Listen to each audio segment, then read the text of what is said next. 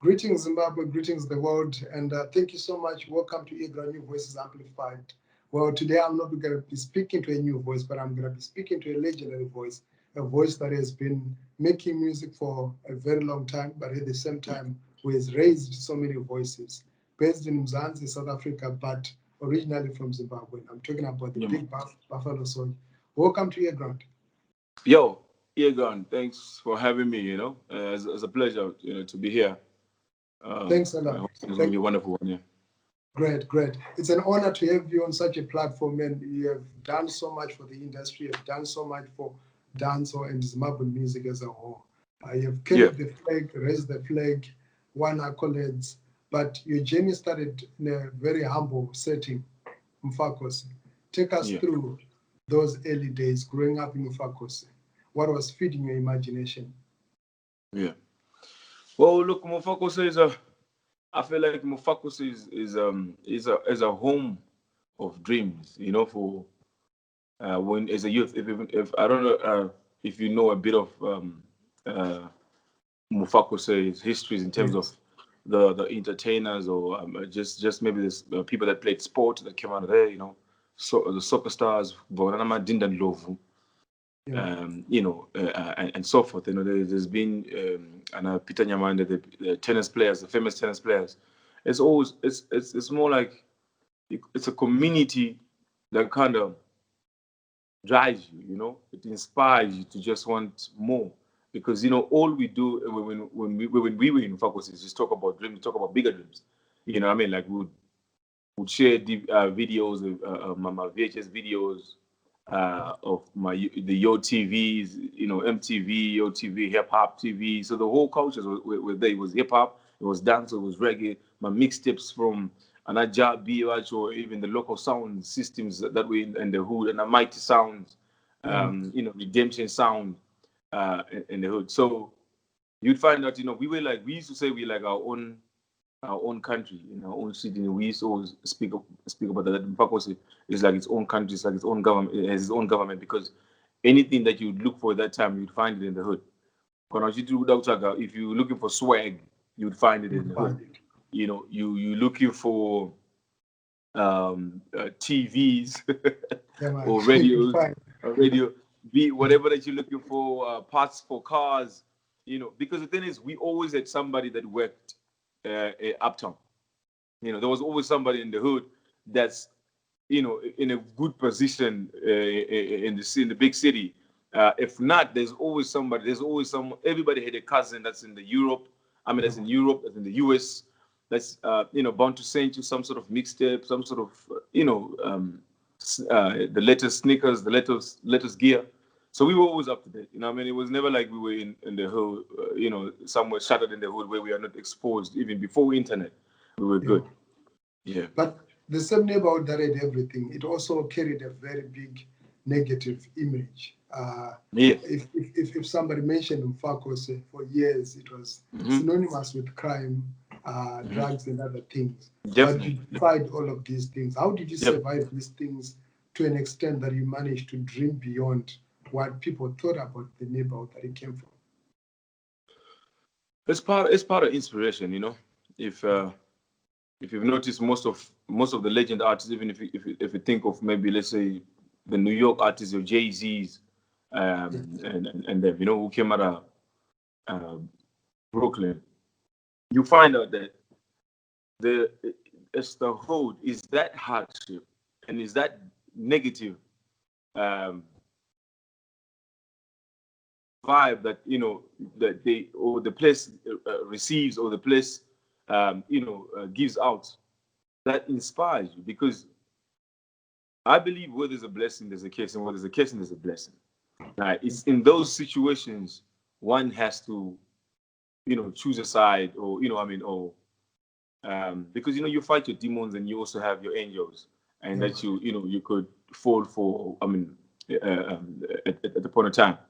So yes, everywhere we would go would bring if you bring your CD or you bring your music, even if that time it affected us because every time you go to be it in a studio uptown because we were one of the artists that we always going outside, always going to H Town, always going to Rana Bread side, Yeah, to man. see high density studios with Tenem Fruits and other studios that we popping there, even when the Dylan and them came through with Shamiso Studios and stuff like that. You know, we would also try go and also, you know, queue to see if we can get a chance. But you would always be treated as you from Mufakose, you know, everybody's now watching over the things, you know, being scared that you might just jack something. I understand. You see me. But the hood for me, I feel like if it didn't really have that so much negativity, it wouldn't I wouldn't be inspired to a certain level. I wouldn't be inspired to even want to live it. I wouldn't be inspired to even want to work so that, you know, we are not treated or less.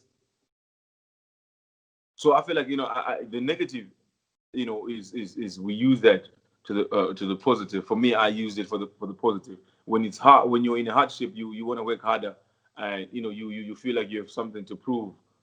You know, you need that. You need that to fuel you. You need that to gas you up. So for me, I feel like the hood matters. You know, I mean, the hood, that negativity is actually what made you know, me and maybe in any other artist or sports player or you know, who came out of Mufakose. Right. And musically, you had recorded music in Zimbabwe, but people didn't really pay attention at you until you made it not only in South Africa, but on the continental soil. Do you remember the first song that you recorded? I do actually, you know, I mean, because I was when I was in Mufakose, I was in a group called Intelligent Rockers Crooks. We used to go by abbreviation IRC. Well, look, I mean, the thing is, like I said, we were one of the artists that were in the hood that always wanted to get out of the hood, right? I remember I used to have a line on one of my albums that says, "Born and bred in the ghetto, but me can't die in the ghetto." So proud to be ghetto, but me can't die in the ghetto. Right now, we had with the crew. We approached Tenem Fruits at that time. You know, the Prince and I for studio time and and stuff like that. I mean, obviously, we would raise some money. I would always fight. I would always hustle with my mother. My late brother, you know, may his soul rest in peace. He would always fight my battles in terms of trying to get money and get my mother to, you know, I mean, probably use some of the grocery monies or money that's saved for the whole week's meat, or you know, for our supper and stuff. And she would give me the money, and I would go to the studio and we would ask the other guy, the other the artists, other members of the crew to also raise whatever they can raise, so we can go to the studio and pay for the studio. And so Tendai saw the consistency of us always coming to the studio. We used to work with a guy called Busy D. He was working there at Tenem Fruits. So he saw the persistence of you know, we always trying to make, and the music that we were making was different, because you see, that's also another major reason why at that time, you know, it never really, you know, people really never really accepted the music at that time, because it was a hip hop, reggae, you know, R&B type of vibe, but it was all in English, you know. So it was either patois or it's in English. So we never really at that time believed in doing, you know, vernac music, you know, and stuff like that. We were inspired, you know, but who was listening to it at that time? You know, I mean, you were a youngster, you get inspired to whoever. You know, we were listening to your refugee camp there. The Fugees. Fugees, yes. You know, we were listening to Bone Thugs and Harmony. You know, we were listening to reggae. It could be Lucky Bob Marley, Lucky Dubes. Yes. You know, I mean, we was just trying to fuse it. We was like, okay, what's the biggest elements that we were listening to in this hood? Reggae, dancehall, hip hop, and so forth. You know, so that's what we were trying to do. Like I said, when you coming from Mufakose, the dreams that we had was thinking like, yo, we can actually be on the same level of the Jay-Z or the, you know, the Fugees, because what you have watched on a DVD or video, I mean, on a VHS at that time, you'd be like, yo, I'm trying to not only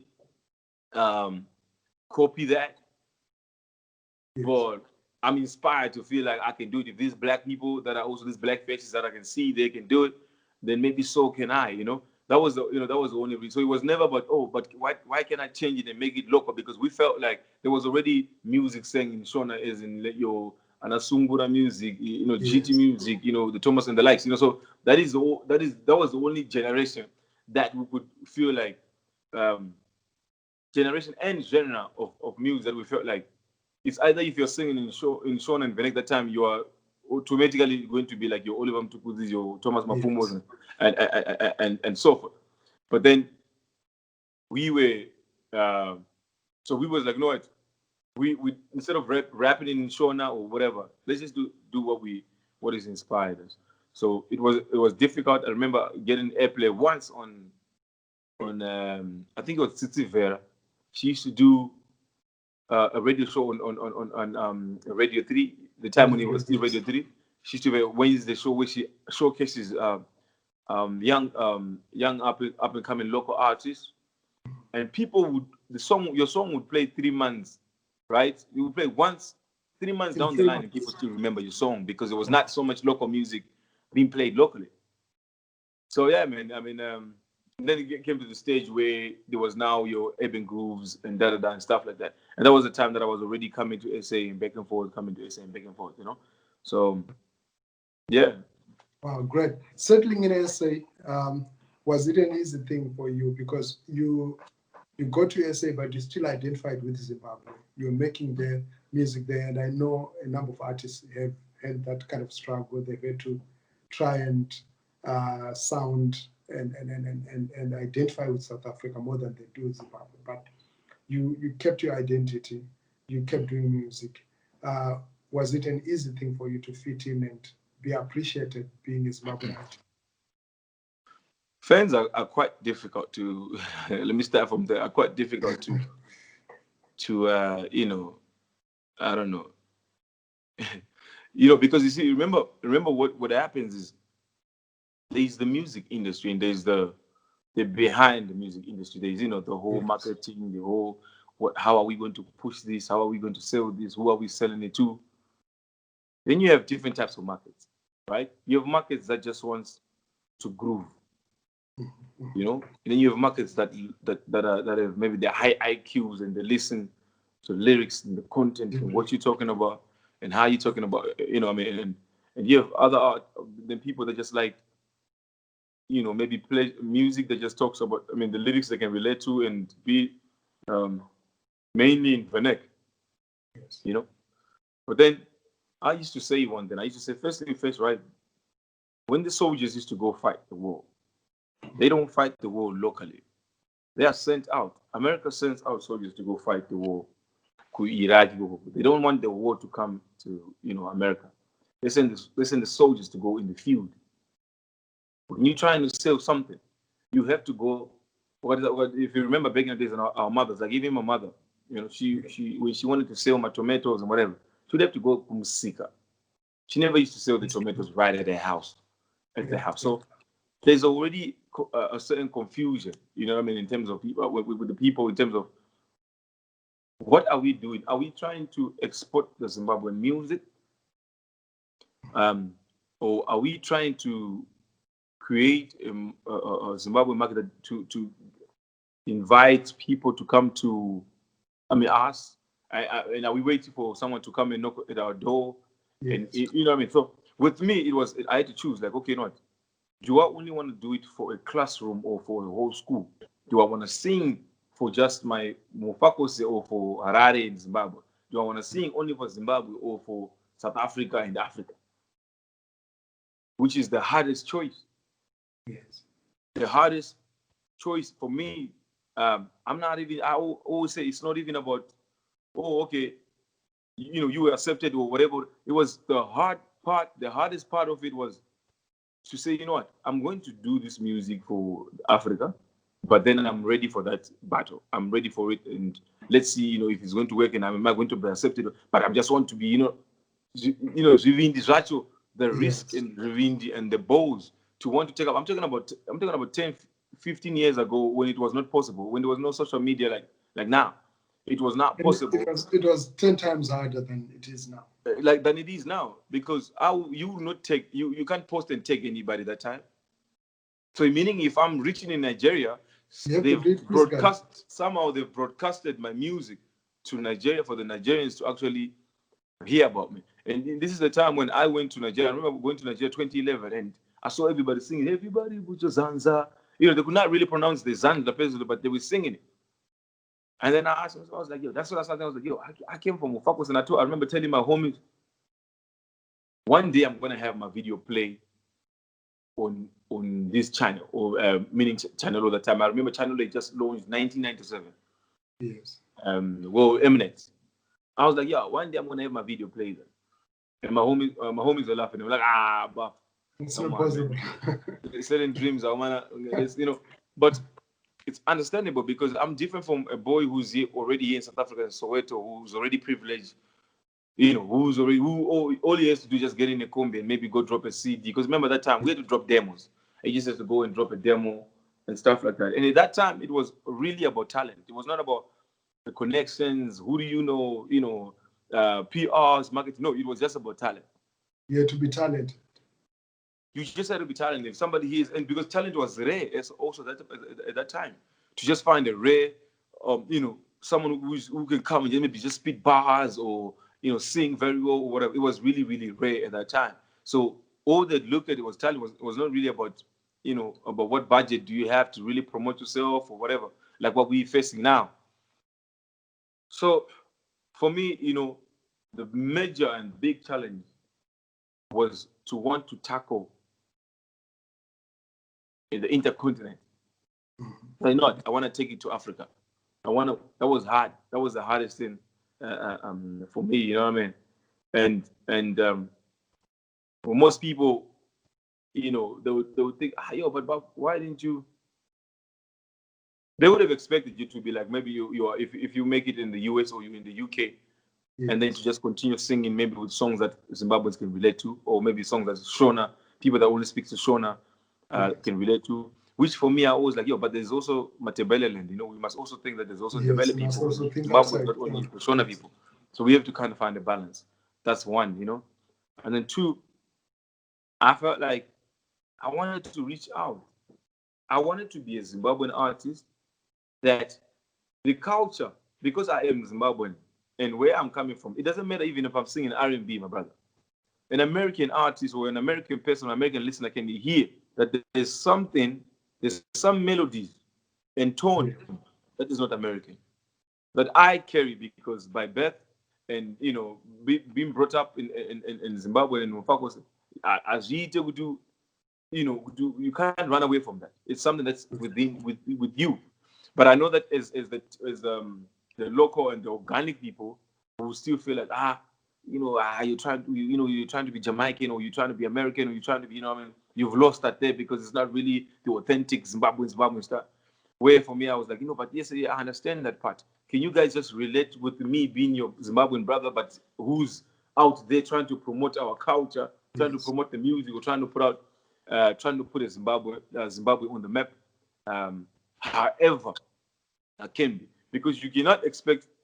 Peter Ndlovu, by the time when Peter Ndlovu was playing soccer in Europe or in England, to play like Zimbabwe, he has to play. There was difference when he was playing international standard. Yeah, international standard. So that's exactly what it is. So that was always been the difficulties for me. Pushing the music out there, and it got to a point where I was like, I think now, let me also do some collabos at home, with artists from home, and see how we can take the balance. But at the same time, not really lose my identity of how people knew Buffalo Souljah is, and the Buffalo Souljah that they've known, who has always been a reggae dancehall artist that will always infuse his English and his patois in his music. Yeah. So, for example, if you come to South Africa here, there's your Nasty C's and your AKAs that only rap in English. So the market has to be, it has to be able to accept different styles and different genres, because we cannot have a nation that only listen maybe even only just dancehall, R&B singers. So you want R&B singers to also sing dancehall. So what it is it needs to be able to accept everybody. Like in South Africa, they accept Mapiano, they accept house, Mapiano, and Mapurisa and Kabza are pushing Mapiano, but Black Coffee is still Black Coffee who's pushing house music, aka. Thank you very much. So we need to be able to accept some different genres, so that you don't have the market being congested, everybody trying to do dancehall music. You know, now you get everybody because we're like, those good things, that's what's selling. So we all must. Let's just street dance. Then exactly. Then we've lost the plot.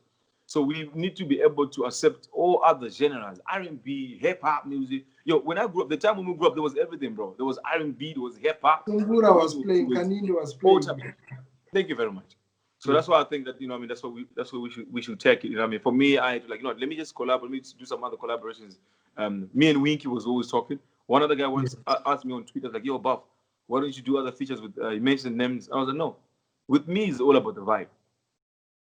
I mess a lot. I'm a spiritual person, you know. I mess a lot with the vibe, the aura, and whatever. If somebody's, you know, vibes with me or hit me up, like, yo, Pop, let's work it. And we start exchanging music. So you wanna, you know, because we just didn't say, oh, okay, let's get into the band. But now we were exchanging beats, we were exchanging music for over years. You know, I know when it's time, that's what we were doing. But because we were vibing, this is someone I would meet on shows, on other shows, and we'll talk about it and how we're gonna, you know, all those type of things.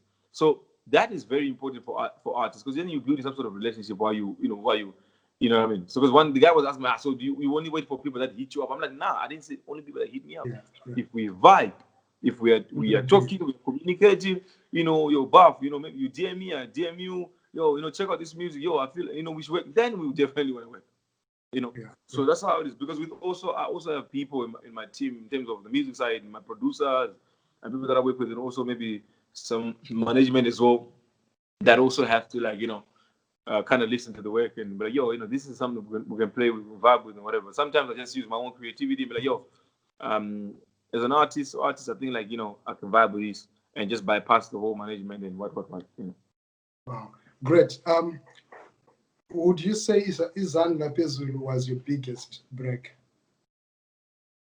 Yeah, I think so. I would say there's a song called Judgment. Actually, Judgment gave me my first award. I think Judgment first. So I would say yes. Commercially, I would say Zandla Phezulu gave the break. You know, like I remember the time Botswana, we toured everywhere, man. Tanzania, we toured everywhere at that time with just that song and, you know, other songs. But then it was just basically that song was from the album, the Movement album. So I would say Zandla Phezulu, yes. Oh, great. But I mean, when all this music was doing wonders, when we were watching you on Channel O, on MTV, but still at home, your music was not playing on radio. Your music was not playing on the streets. How did that make you feel that you're celebrated not only in South Africa, but across the continent and also in Europe and in the States, but at home, people are not responding to your music? Yeah. Well, it's a mixed feeling. I'll say, you know, because at that time I was also making money. So you're not really concerned about so you get to a point you start choosing, like, hey, well, you see, that's the thing, you know, with money, you know, when you have got, you kind of also get ignorant, I feel, you know, when you don't have some certain humility and people to also sorry, someone's trying to okay, cool.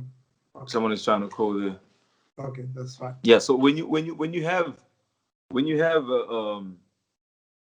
you know, you kind of be not really cocky, but then you be like, you know, if they don't want to vibe, then so be it. That's it. You know, but deep down, obviously, yes, it will definitely hurt you to feel like, oh, I'm not getting love from. That's like not getting love from your sisters or your brother or your mother.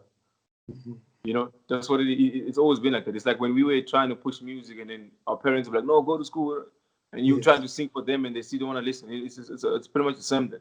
So it's when you think about it, it kind of hurts you. And for me, I remember when I went to, we did there was a concert that happened in Zim when I went back home. That's when I was like, you know what, I think let me also do something for my people. Yeah. Let me also see how I can work towards doing something for my people, because it was more we were signed also with the record label, with Next Music and whatever. They were doing the distribution, and they were supposed to cover certain areas of the industry, sorry, of the music, of the distribution part of it. Sorry, for example, when you listen to your jazz scene, and Yes. with Bongo Muffin and them. Bongo Muffin. The music used to reach Zimbabwe and stuff like that because of the distributor was stretching out to all those parts. So at that time, our distributors were obviously maybe not really marketing the music as far as Zimbabwe and stuff like that, and maybe it was only other African countries and parts, but not really. But then also the music was playing on your DSTV, your channel. But I would say for those who were DSTV at that time, I remember the love was there. I remember when I used to because I used to do a lot of gigs in Zim. I used to perform in a lot of clubs. Zim, they always used to call me. Like that's what I said. Like the uptown part of it at that time, the people that used to watch DSTV and stuff always used to call me. Yes. I used to go back there. I remember guys like your Dean Ocean, them used to call me back at home. D Nice and them used to call me back at home. Your T Best used to always book me on events. Yeah, man. There was a lot of promoters at that time that used to always call us for gigs. And the last gig one last big gig I did, I think it was the 2011 one was when they did the Ekon and Sean Paul, and then I was because it was Tendai for so he booked us because this was my former what do you call it chairman, somebody who had signed me, somebody who put me on. So he invited us. We were like on the forefront of that event. But then 2015, then I did the Hi-Fi. Yeah. Then we did Hi-Fi. Then everything. Since then, we just been cool. We just been cool. I mean, the love for my people now. When they say soldier go, soldier come. Yes. It's been overwhelming. Wow, great. Now, fast forward before we move to the album. You've been wearing the crown, and at some point it created a lot of talk and stuff. But your name still appears on so many platforms. People still talk about you in Ghana, in Nigeria, in Zimbabwe, in South Africa, everywhere. And you saw an industry develop, what I would term the new generation of pop artists that we're having from Africa right now. When I was just flipping through and over the years researching, you were in the same space with these artists. The Pato Rankings, the Davidos, even when Josie was still like a monster group in South Africa. Right. You're always in the same spot with these people, and when they blew up, I was like, okay. So how was it for you to see an industry grow just in front of you? Right now, Afrobeat, Afropop is actually a big industry, and you saw this happening. Yeah.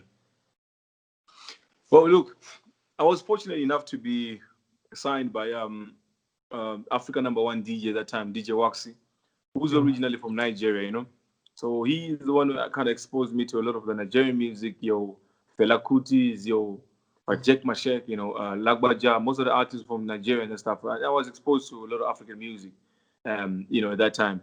But he introduced me to all these artists, your Two-Face, your whatever, most of these musicians.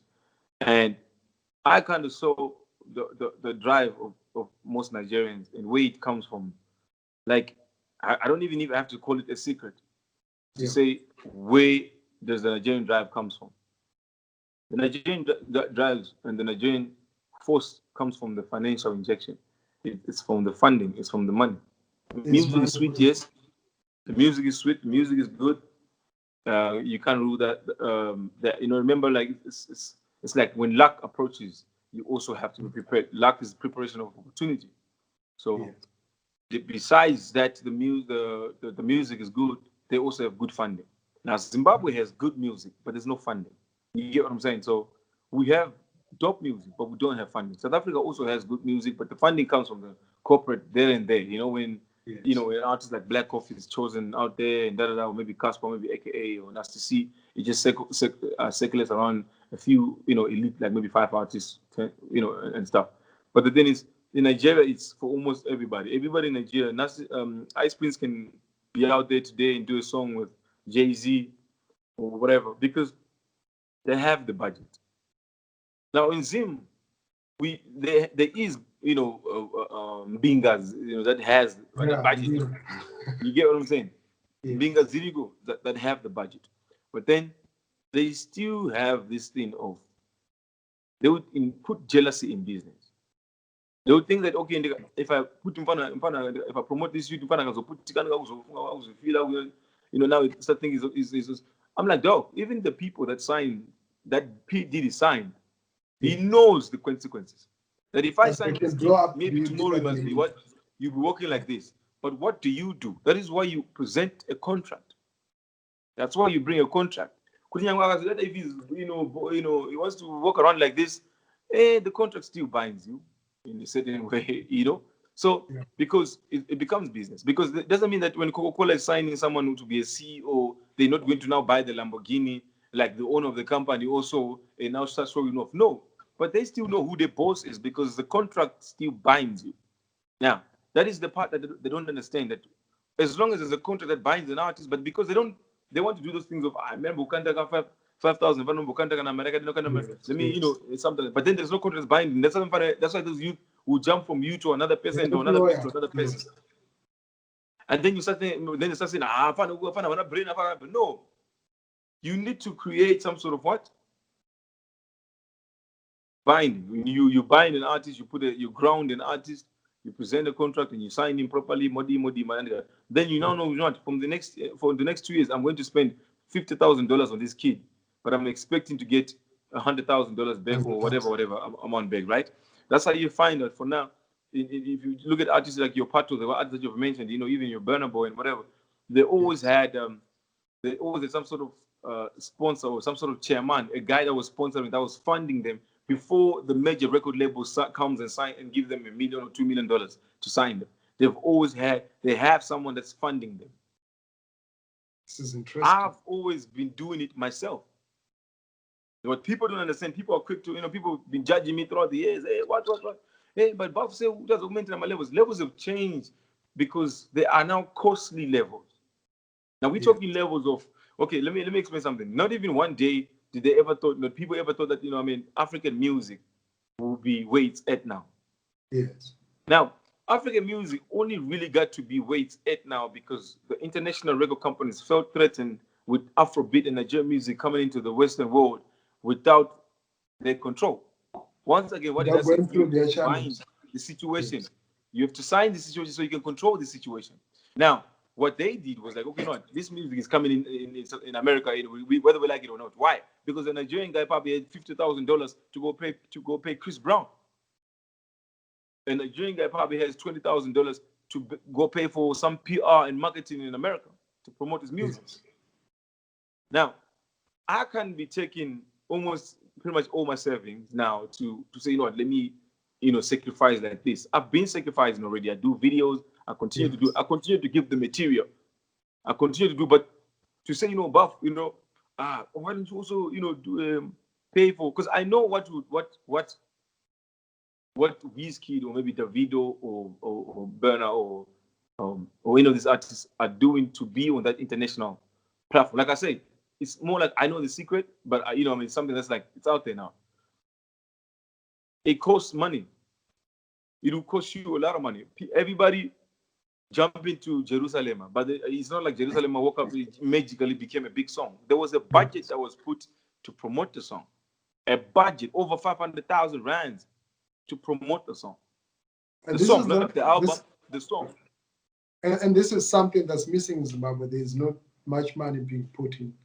That's why you'd say, Buff. I remember the time when you used to be, it was the same like this.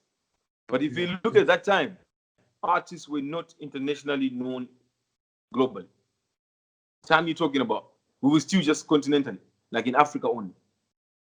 Right? But then big money was now put in. For it to be like, now we are going internationally. International costs. Do you think there's a music industry in Zimbabwe? What would be your response? Well, for me, I won't say it's a music industry, but there's musicians, there's entertainers, but the industry is not really in existence because of we don't really have financial injection. If people, that's how I once said, I really feel like the government needs to start funding the Yes. entertainment industry, because the same way they've created a funding for the sport, soccer and everything, arts is also an industry that needs their financial injection. There needs to be some sort of budget that goes to the arts. That way we'll have an industry in existence, because an industry does not mean that only artists are eating. No, bro. It means the promoter is eating. It means the stylist is eating. It means the manager is eating. It means it is now employment for everybody. But how do you employ when you, as an artist, you're not even making money? Yeah, so true, so true. So Quite profound, there's people that do videos. There's people that is going to I don't know, the production of videos. There's people that's going to do merchandise. There's people. There's so much more that comes with just being, oh, that's Jay-Z there. Yeah, so true. And I don't understand. It's so unfortunate, that they don't look at the music industry as an industry, because if only they do, that's. I would strongly like to believe that most of the social life that's on social media, yes, are somehow / entertainers involved somehow. That they want to do whatever. Right now, if I would speak to you, I know that you probably have plans of starting a TV channel, or yes. some sort of growth. True. But that's you employing people. Yeah. You have a lot of us. People don't even know how many of Zimbabweans that are working in SABC. How many Zimbabweans that are working? I know a lot of people that's in SABC, that's in the South African industry, that's helping out here. Even up to the US fam, the UK fam. Most of the biggest PR and Taponeswa in the UK, they working for Warner Music and stuff like that. But there's Zimbabweans that are scattered everywhere. In the entertainment music. So I mean, if only we could. I mean, that's I know that it's not only for music. Even in the doctors, the teachers are all scattered everywhere.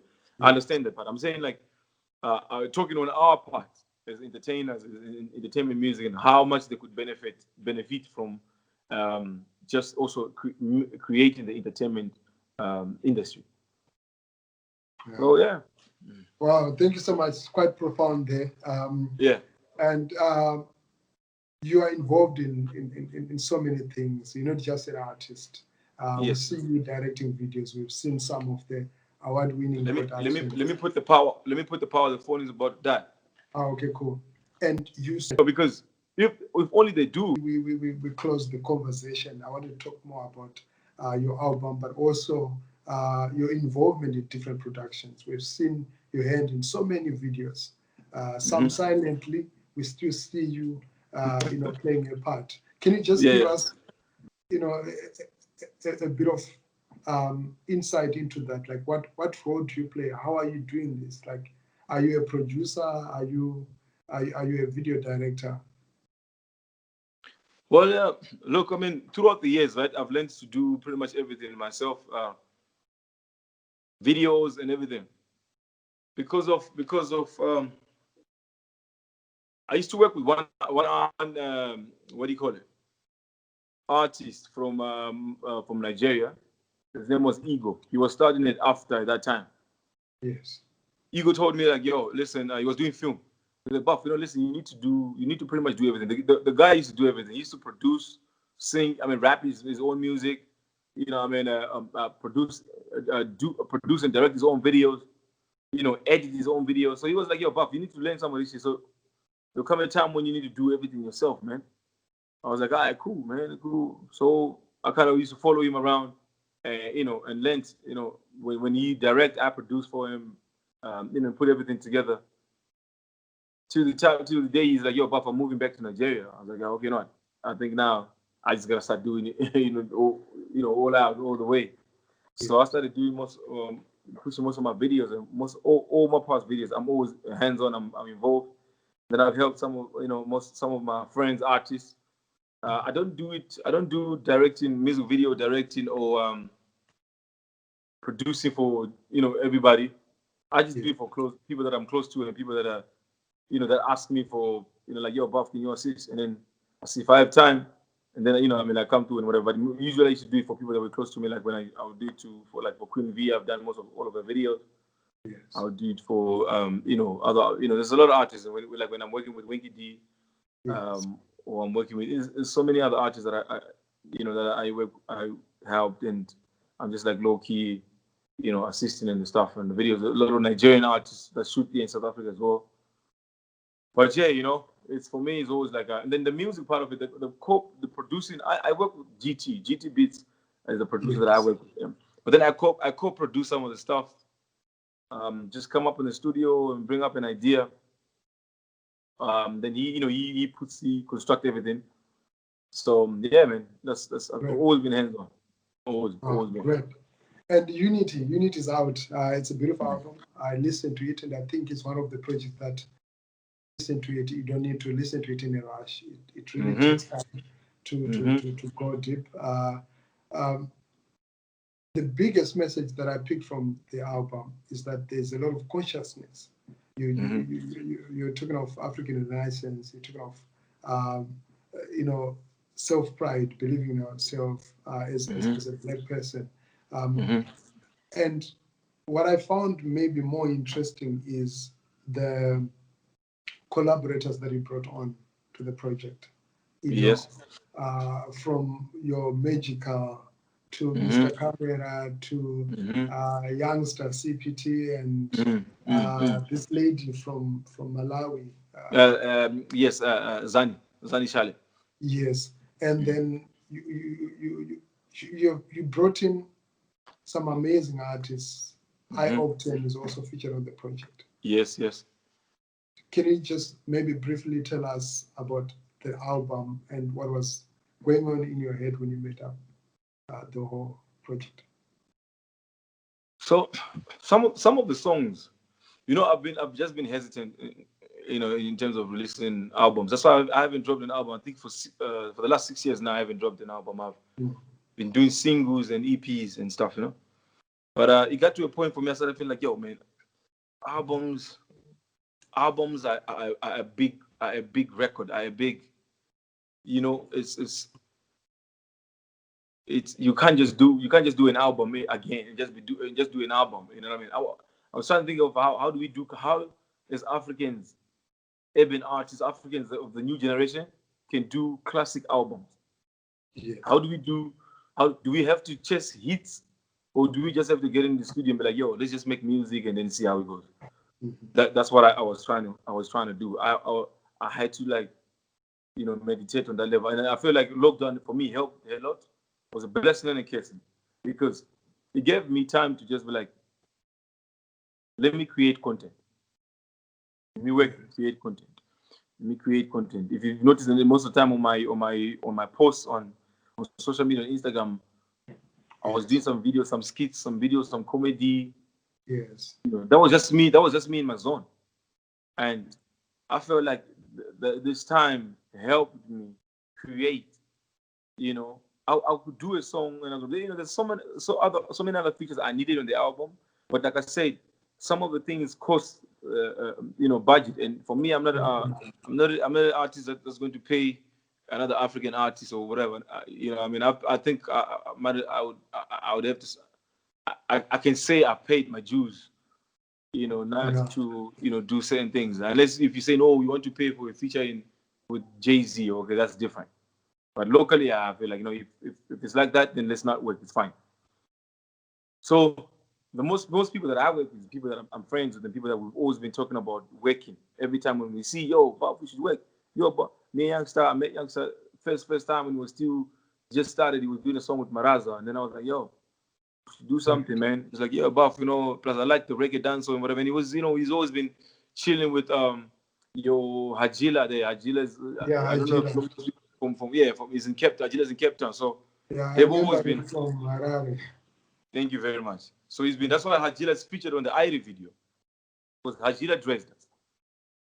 So, it's one of those, we've always been artists that I'm affiliated with, and we told, yo, dog, I think I have a song now. Listen to this one, because we've been exchanging music.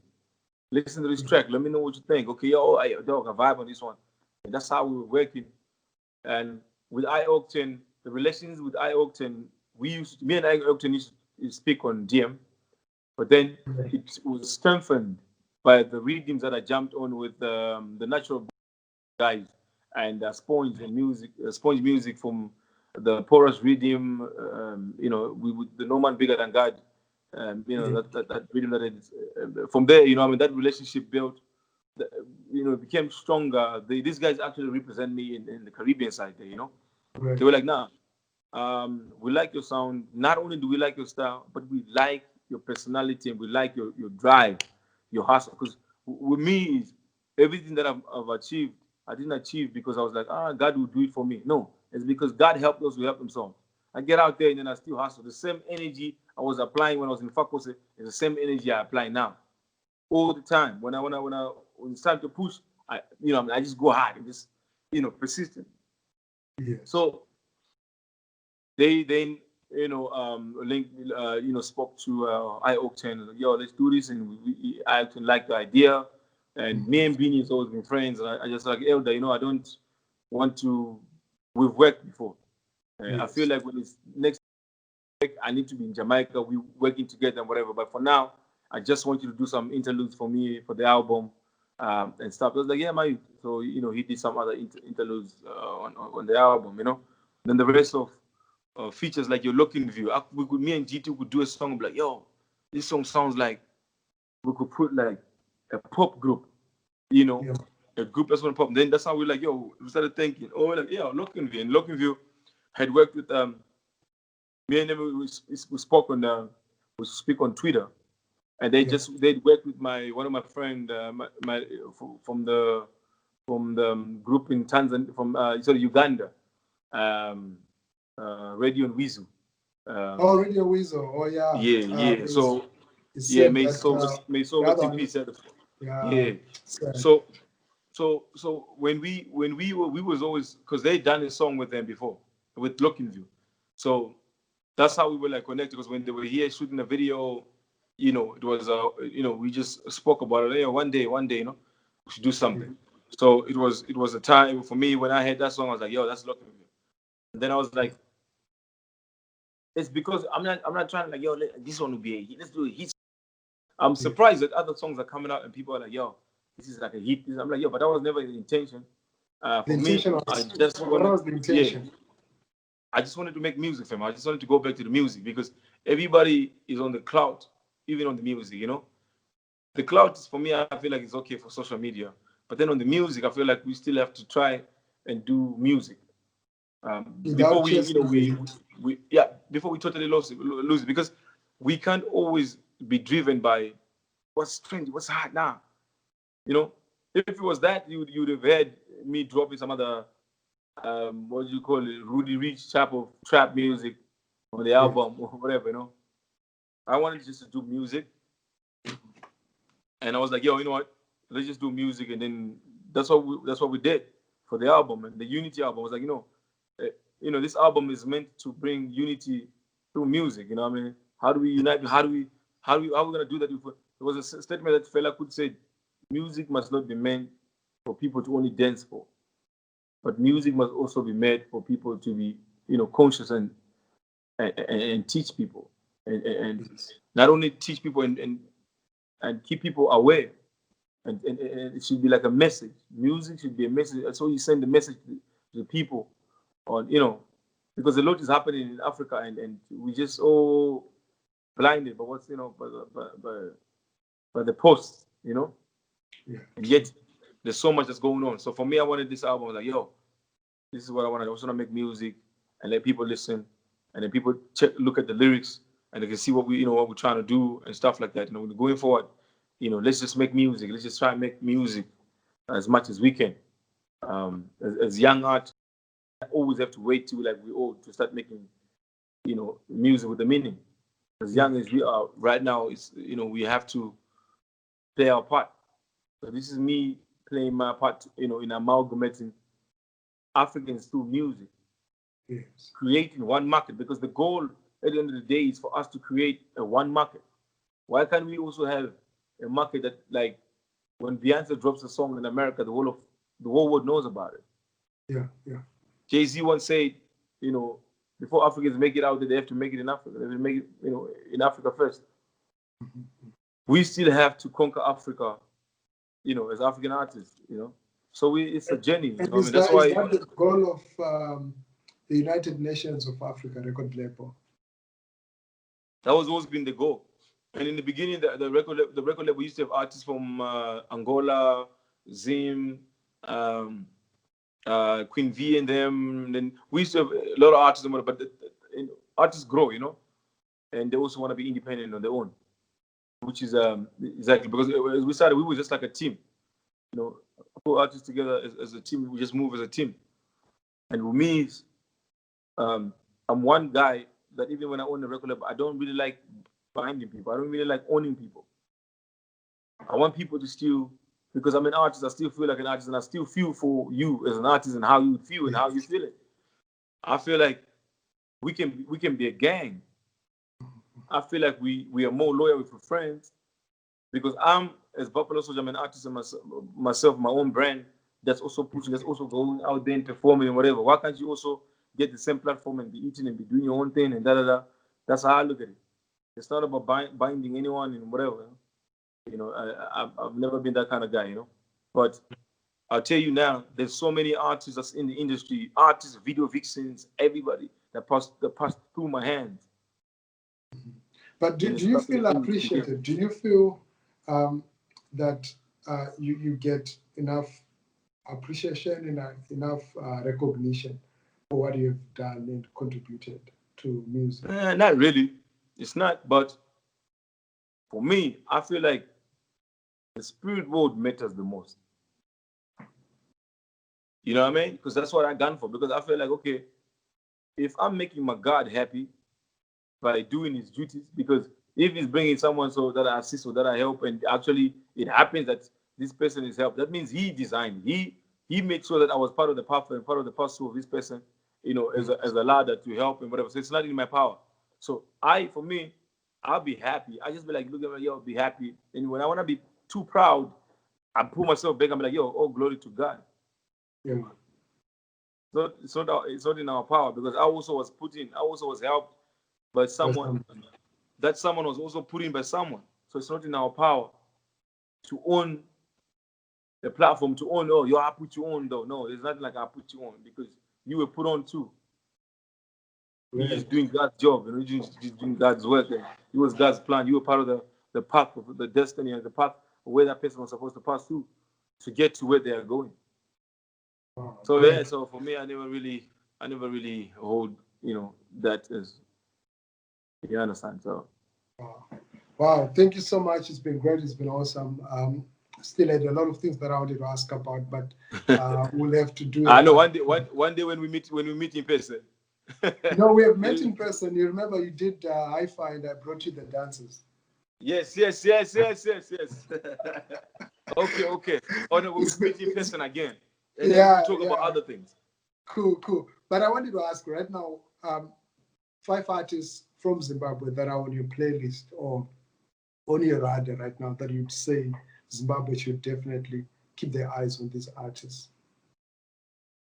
As in the new ones. The new ones, yes. Natty O for me is Natty is the future. Yes. Because when I see Natty, I kind of see myself, someone who's when you're in divergence, when you're different. Yes. When you want to do something different and not be controlled by what everybody's rooting for. I see that in him. Yes. Future.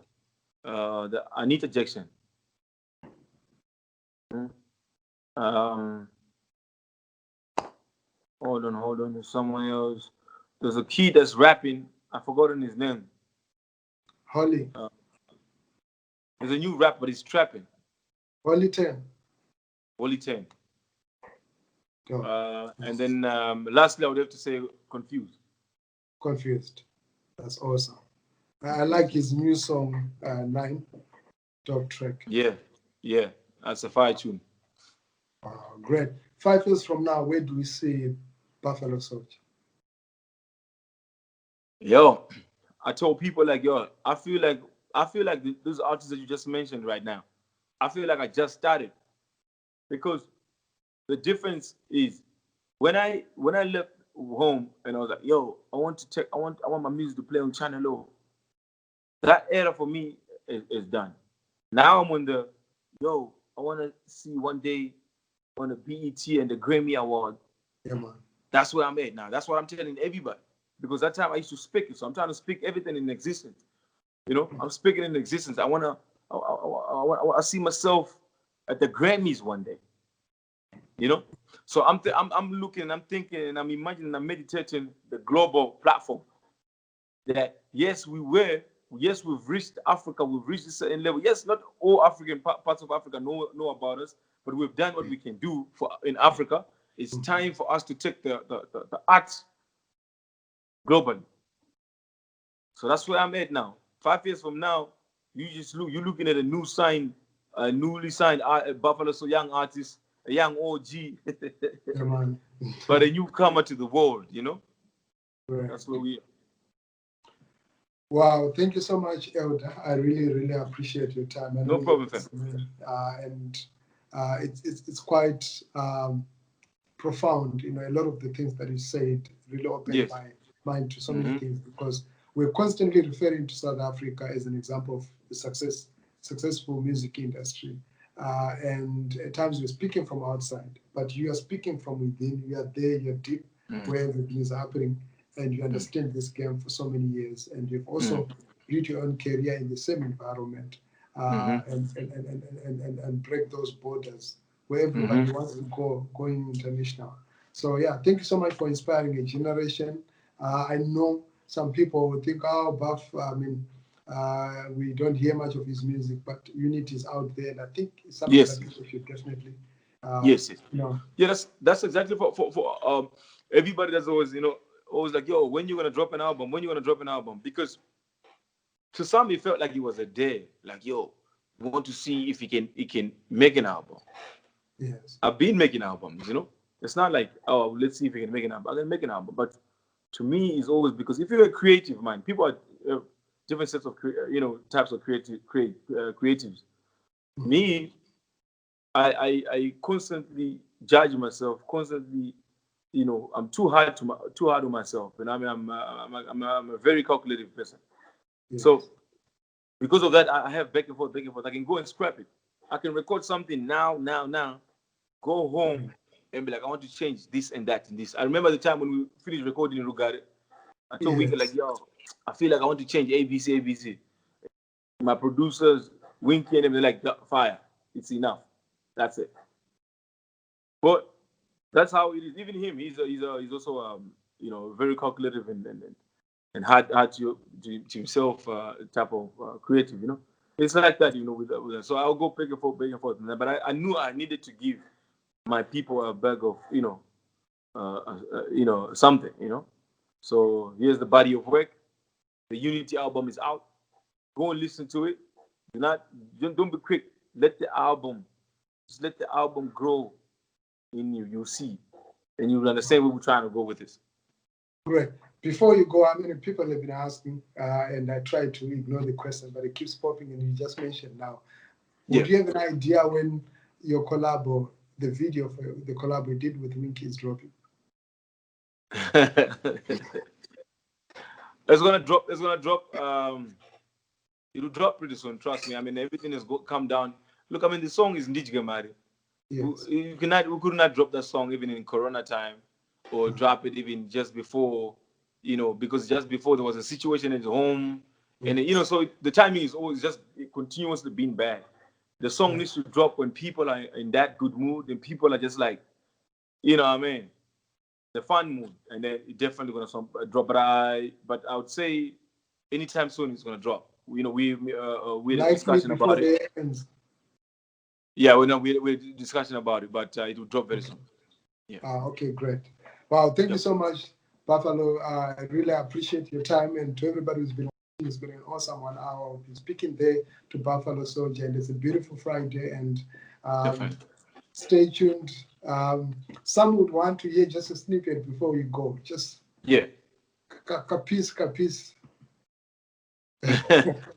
So I'll drop like let me from the Irish song. Okay, you go great. Like It's I don't know if you guys have heard the song already. I've heard it. Yeah. To those who ain't heard the song, but it goes something like this: Young Bob Marine Connect, you don't know. Mix up the reggae and the trap, you don't know. Babylon better escape, you don't. Can you hear? So basically, the song is young. I'm talking about Young Bob Marley reincarnate. If you listen to the lyrics properly, you understand what we talk about the song there. Young Bob Marley reincarnate. Mix up the reggae music and the trap. Babylon better escape. Can you hear me and Capital? They're on the track. Capital, DJ Capital. They're on the track. So Young Bob Marine Connect, you don't know. Mix up the reggae in the track, you don't know. Babylon better escape. Can you hear me and Capital? They're on the track. How in the mic and speaker connect, the thing go boom, bada bang, bada bang. Let up the team, but go Babylon, yo. Bless up. Yes, sir. Hello, you know what I mean? Yeah, man. Wow, thanks a lot. Check out the video. It's there. It's out. It's been out for a week now. Irie, featuring Young Specificity and DJ Capital. Quite an interesting track. I like the video. Brilliant, beautiful. Thank you, fam. Thank you. Great that you kept raising the Zimbabwean flag guy, and they don't know. Don't know. Always, fam.